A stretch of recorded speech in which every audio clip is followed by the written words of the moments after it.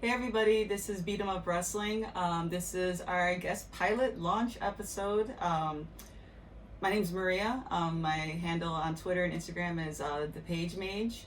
Right here with me is Jack. My Twitter handle is Mr. Calavera with a 3 instead of an E. Super politics heavy, so probably don't give that a follow. No, there's still art and wrestling things involved with him too. So, but yeah, we decided to do this, go on a limb and make a podcast. This has always been something we wanted to do. We were always avid wrestling fans. A lot of our friends and us get together. We do the Sunday, night WWEs, and now Saturdays with AEW and New Japan and ROH. We always go to local events. We've gone to a lot of events this past year and a half, including all the AEW, a couple of WWEs, ROH too. And we just finally kind of got the fire under our butts to want to do something fun and creative and share our thoughts and our feelings about what's going on in the wrestling universe. Everybody has a podcast, so why not us? Why not us? And it's actually, this started from last week. The AEW was in Chicago and Champaign, so we went to both of the events for my birthday. And the first one was great. We got to meet Santana Ortiz. Sorry to say, guys, you guys were actually very nice in person. You guys weren't intimidating at all. Had to show my Puerto Rican pride and go meet those guys. They were really cool. We got to see some backstage brawl. We lied. Actually, Santana Ortiz were pretty bad, and they were kicking everybody's asses in the background. No, they were actually nice. Yeah. So we were there, and Jimmy Havoc was there, and Shauna was doing her meet and greet, and then Nyla comes in like the beast she is. That cold wind just came in and she totally destroyed Shauna in front of us. It was pretty cool because you always see those things on the internet and YouTube where somebody gets thrown through a table in the backstage and you're just like, I'm never going to catch that. Yeah, we finally caught one of those things. It was pretty cool. This was a follow-up to Shauna posting something positive on Twitter and Nyla responding to her. Destroying her. And this was like hours. It was just a couple hours on Twitter. So if you guys don't follow these wrestlers on Twitter, probably everybody does nowadays, but they're very active on there. And I guess there's follow-through storyline on Twitter now for AEW especially. I think that's one thing that AEW does have over other companies right now, is that it's a whole universe. They have storylines that carry on to social media. Mm-hmm. They carry on through Dark. They carry on into Dynamite. And a lot of them are long, slow-burning stories that do give you something in return. Like this Nyla and Shauna thing, it just, all out of a tweet, this happened. Yeah, so there's always a lot of, they spark fights between each other. They wanted to call each other out. The Joey Janela and the Mox thing, he started tweeting that before it was announced that he was going to go against Mox and in Champaign. So all that happened, and then so the show in Chicago was great. Jericho had a thank you thing. They had the goats and the Puerto Rican love basket that Santana Ortiz gave. The cutout that's been seen around the world with Sammy and Chris Jericho have been plastered on every movie poster that's out there. It all led up to him fighting Scorpio Sky, and of course, Chris retained his belt. So, there's a lot of good storyline in between there. Kenny Omega got his redemption against Pac, so he beat him. What are some of the highlights? We haven't seen Pac since then either. No, we didn't see him in Champaign or on Dark. I'm not sure what they're doing with Pac. And same thing with Paige. She lost against MJF to get the Dynamite ring. We haven't seen Paige. Did we see him in even BT? No. BT, he wasn't in this week. Unless he's joining the Dark Order. There could be a theory that he could... It's not Nakazawa. It can't be Cutler. It can't be all good. We saw them on screen. We saw them on screen, and that was pretty funny. Darkseid always has cookies. Maybe I don't know. Peter Avalon or Paige getting tired of losing. Yeah, so, those are a couple of things that were really interesting to see on the BT this week. And then I'm just going to throw in something really cool that happened. So we made a poster for, I don't know if you guys know that after their live shows, when they go off of air for Dark, they always do these, come out to the crowd. And this is what makes AEW still different from any of the organizations out there. They come out, see the fans, they give out free merch. They start doing shout outs for signs. They bring the kids in, they bring guys in the ring. And it's just a lot of fun afterwards, and it makes you feel like that family atmosphere that Cody's always talking about. But yeah, I made a sign because in Champaign there was this guy dressed up as a banana, saying he goes banana for Aubrey, and I mean who doesn't? Because Aubrey's like the best referee out there. So they brought him in, and poor Brandon got pinned for like the 20th time. If you follow BT, he's always getting pinned. The guy's like totally cool. He's totally a great guy. But I was a little pissed because there's no girls that got to pin him yet. So I did like a little challenge on Twitter with the help of Jack's graphic design work. I had basically, it was me in the ring throwing a chair at Brandon's head. They read the sign, and I'll probably share the clip with you guys. But I actually I did get to go into the ring and actually pin Brandon Cutler. Nervous as hell because you go in the ring and there's Kenny Omega, there's Tony Khan too at that time, the Bucks who are totally crazy, and of course Brandon Cutler and Cody. And yeah, I always wanted to meet Cody. I always missed meeting Cody when he came to Chicago, and this was an amazing way to actually accomplish that. But yeah, it was totally amazing in Champaign. The card was stacked in Champaign too. I thought like Kenny did a good job with Kip. We just saw that in Dark today. I mean, all the matches were great. The Lucha Bros came out. What was it? Trent versus Phoenix was one of those matches. That was a great match. CD versus Pentagon. Pentagon was a good match. Even Luchasaurus and Marco versus, what were those two guys' names? The two new guys. I can't remember, but Marco Stunt looked really good in this match. And it was his first pin win, right? Yep. Yeah.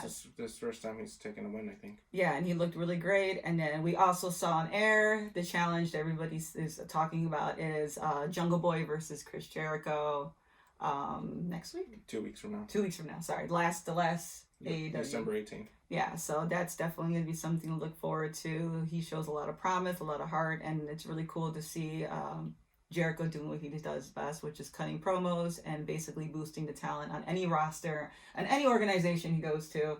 That's what Chris Jericho is really good at doing. I think what Jericho's doing is what WWE needs, and it's a shame that WWE actually had Chris Jericho, and they kind of did it with Kevin Owens for a little bit, yeah. But then they him in the shark cage on the top. They pulled off Kevin Owens. Yeah.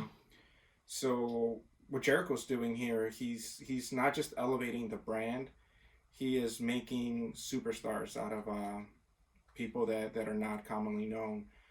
Sammy Guevara, he was just known as the Panda Guy, but then he joins the Inner Circle, and now he's a Spanish God. Yeah, and he rocks it. It is so good. He came into his own with the camera a bit, and he's recording. And he just did his vlog where he's like, don't vlog live on Dynamite because he got up to the top of the ring in Champaign and then totally got hit and the camera just falling. And it's just like everybody came into their own type of like swag when it came with being with Chris Jericho. Like the Inner Circle worked perfectly. It was a perfect like, not gimmick, but it's a perfect like group for Jericho to have right now. Yeah, I think it kind of AEW needed a group like that, which is what we would want WWE to do with the OC, but they've missed the mark with them a little bit. Missed the mark with putting Balor back on NXT. Or just even with that, AJ was supposed to elevate the Good Brothers, but it seems like the Good Brothers just brought AJ down. Yeah, unfortunately. They're great wrestlers, too. It's not because of them, it's because of creative, the way that they've been written. I just kind of like when everything was going through like Survivor Series and all the brands were kind of merging, I just like had in the perfect mind like the real Bullet Club with Finn and AJ and and the Good Brothers, and then they actually go like against like Undisputed Era, like an actual two factions. It doesn't have, who cares if they're heels, like just but actual and they would have really sold. Think about it this way: they have Adam Cole, they have Finn Balor, they have AJ Styles, Gallows and Anderson. You have like the makings of everything that AEW had. These separately. guys in New Japan Pro Wrestling were a huge part of the Bullet Club. So why doesn't WWE just give them the creative rights to just let them do what they do? A little bit more. I think they're just worried more about like the PG-ness of everything sometimes too. But at the same time, did he have like the Fiend like attacking everybody's family? Well, I mean, you also have the Lana and Lashley. Yeah, I don't know. I don't know what the PG line is, but they always play it at their PG, but then it always becomes like a soap opera or something like very exploitation with like Lana and stuff like that, which I love Lana and I love Rusev, but I mean like, God, Rusev's character deserves so much more. He's such a good wrestler. Yeah, and this is hurting Lana. I mean, like you could kind of see it starting to go down with the Aiden English. What was it, English Day? Aiden Day? What was it? Rusev Day. No, it was Rusev Day, but then it was like Aiden Lana English. Day. And then Aiden did something. Oh, or was it just him coming in too? Yeah, he was just... And just trying to mess up the whole thing. It was just, and then it kind of fell apart. Yeah, the whole Milwaukee thing. Yeah, the Milwaukee. What happened that one night in Milwaukee? Yeah. After that, it just... But Rusev is still way over. He still gets... He gets the Rusev Day pop. Yeah. So...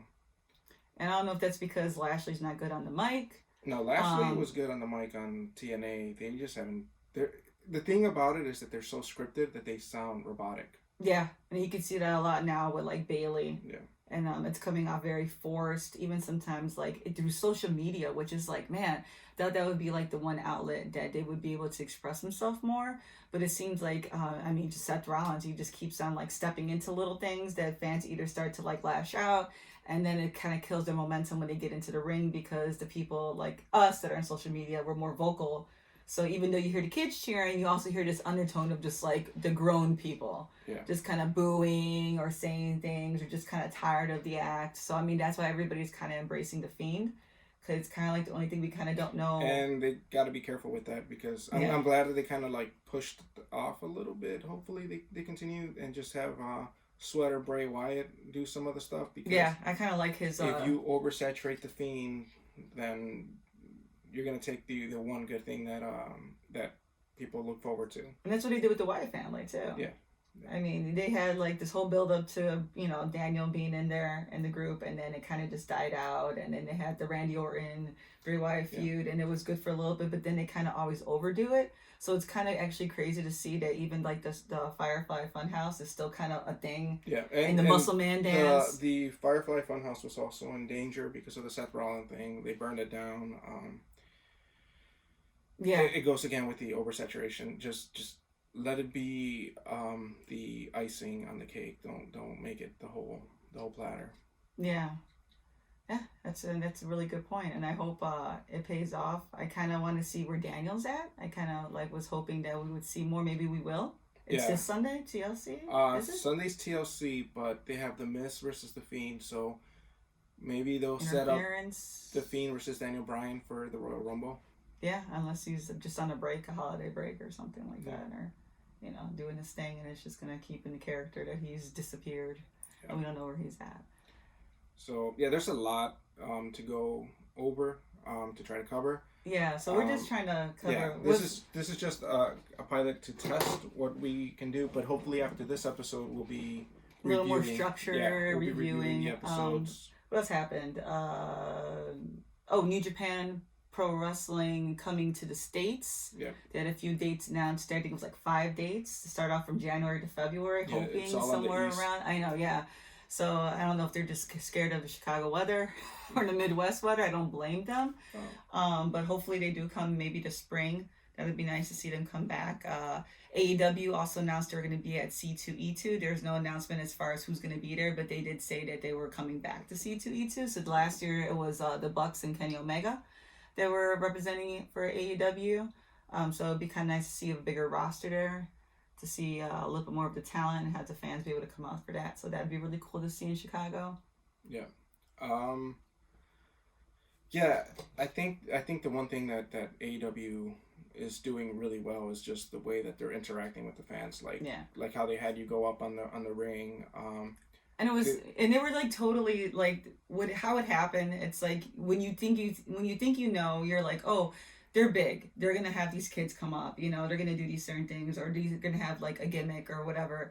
But like I didn't really have a gimmick. I didn't think it was gonna happen. We didn't think it was gonna happen. We were kind of just both stood there when Matt pointed me out, and I'm really grateful for the experience. Like I never thought I was gonna do something fun and cool like that. Totally shaking, and then when you get up there, they're like seriously regular guys. They told me Brandon was gonna kick out, and then Kenny would tell. You're giving out secrets. Oh, I'm sorry. Yeah, I told you but I still pinned him. It doesn't matter. I already mentioned it. But like Nick told me he was gonna kick out, and in my mind I'm like, oh God, he's gonna kick out. That means something's gonna happen. Am I gonna be required to do more? Don't expect more of me. I'm not a wrestler. I'm a librarian by day. Like seriously. And then Kenny was like, just do a surprise roll up, and I'm just like. And you can kind of see in the video, we'll post it or maybe put a clip. Kenny's kind of like telling me what to do, and I'm just like, and it's like Cody's totally sweet. Everybody was totally nice, and I mean they retweet They're people. Super accessible. Yeah, they're super transparent. Like I love how when Cody will talk about like the attendance records, and he'll be like, the profit versus this, and what their their numbers are. And, especially BT was talking about the demographics and how they kind of throw in these little curveballs, because it seems like the whole world is like nervous for them. And I know they're appreciative that we're like looking out for them, but at the same time, like we got to they're gonna be okay. Like they say, it's not a race. They got to pace themselves. It's a sprint. It's going to be in the long term. They have all the makings of everything that's going to be good. They just got to work on the women's division just a little bit. Hopefully New Year, that's what the rumor was. In the New Year, they'll change that up a little bit. All the latest signings have been women, so I think that they've heard the fans. Like Big Swole. Oh, yeah. Yeah, because right now I think the best women's division is in NXT, because even WWE's main roster, they're just... It's always the same pot. Charlotte and Becky. Charlotte and Becky just keeps going back and forward, and and then like everybody wanted Bayley to win, but it felt like so underwhelming, and everybody wanted Sasha's return, but it feels like it was the same thing, and it's like they haven't done too much with Sasha. No, I get it. They're trying to make them the heels that are scared and cheating and all that stuff, but that's the one thing that I'm not trying to shit on WWE, but what WWE does with the heels is they never come up. They never really ever have a clean win. Yeah, there's always gotta be unless some it's gimmick. Brock Lesnar, but other than that is like they either cheat, they do something. Mm-hmm. And I would like to see them as a real threat so that the baby faces could be put over even more. And I think by them not having the heels look strong, it makes the baby faces just look whiny a lot. It's got to be like a really good follow through gimmick. Like the only one I think that really works right now is Asuka and Kairi. But I didn't like what they did, where the last 2 weeks they're pretty much almost being beat by a single wrestler. Yeah, no, but I meant like the Mist and stuff like that. Like they're heels, like they were true heels, and it was working very well. But like you said, they kind of took away from the momentum. And I mean, like Becky basically almost pinned both of them. And they ended up having to be disqualified. And they're some of the top talent when they were both in NXT. So, I mean, they have some amazing matches that you can go back and rewatch. NXT. I don't know what happens. I don't know if the creative of NXT doesn't transition. Transition, because I mean, watch NXT right now. And the sad thing is, when you look at some of the NXT talent, you're like, you don't want them to go to the quote unquote main roster, because what's waiting for them? Look at EC3. Where has he been? I mean, I'm glad for them getting the money, but it's like you shouldn't have to go to the main roster to get buried, or to get jobbed out within a month. Like if your character doesn't go over, they'll just job you out, or I mean, it's tragic. Like I wouldn't want to see like Velveteen Dream go up. You know what I mean? Because like somebody like him. Yeah. You know, and Adam Cole. I mean, like I don't know if Adam Cole would be what he is. I think in the main roster. He's amazing though. Adam Cole will get lost in the main roster, unfortunately. Yeah. I mean, look at Aleister Black. I mean, he's just. I don't even want to talk about it. He was one of my favorites. I mean, like when he first came up, you're just like, oh my god, and I don't even know. It was like almost like they chose him or Ricochet. But what have they done with Ricochet? I know, and the same thing. But he had a little more momentum, a little more spotlight than Aleister did. And not saying I would choose between both of them, because they're both amazing athletes. But it's like I still wanted to see Aleister. He had that little dark vampire gimmick coming up, and I was kind of digging it. And then he started doing his knocking on my door thing, and I'm just like, dude, I just want you to get out of the room, and go wrestle, go pick a fight in the hallway where everybody's standing, like just start hitting somebody. So we'll see what they do with him. Hopefully, the Buddy Murphy and Aleister Black match in TLC will be a good one, and maybe McMahon will see something in him where they start doing something. I mean, Aleister Black versus The Fiend would be amazing. Oh yeah, that'd be so gothic. It'd be like a Hot Topic amazingness of darkness, except the red light. I can't. I'm sorry. The red light hurts my eyes. Yeah, the red light wasn't even. I would be so mad if I was in the arena and I was like, nosebleed seats. I'm like, how are you supposed to see that? I mean, it's hard to see on TV, so I could only imagine. I mean, I get it. It works well with the gimmick, but I don't know if they need to just cut back just a little bit on the harshness. You know, I just feel like maybe they just, at this point, that's just what they're stuck with, and that's what they're going to go with. But, yeah. Yeah, I mean, I don't know. But yeah, we'll try to come back and give you guys our thoughts on tomorrow's Dynamite. Hopefully, in a couple of days, we'll have this up and ready. We'll be getting quicker as far as editing and getting these out, and then we'll definitely review TLC when it comes out. Hopefully we'll get better at this too, and I think we might have somebody else join the team. Yeah, we have a few friends that are wrestling enthusiasts that we're all just kind of like, yeah, let's just do this, even if it doesn't reach, you know, thousands of people. Let's just see where it goes and where it takes us. Yep. So yeah, small steps. We'll see where it goes. Thank you for watching, and okay. We'll have some more updates for you. Thank you. This girl's birthday wish, and you're gonna take another loss right now in front of Champagne!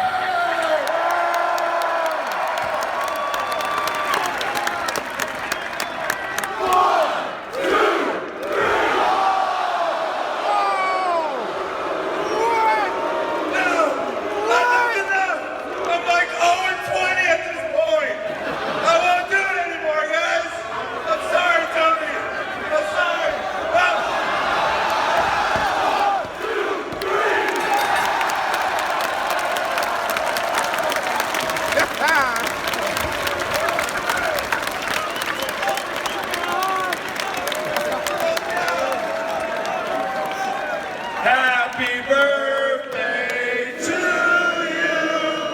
Happy birthday to you. Hey, what's your name? Happy birthday, dear Maria. Happy birthday to you. Hey, Champagne. Quick question. Should all elite wrestling come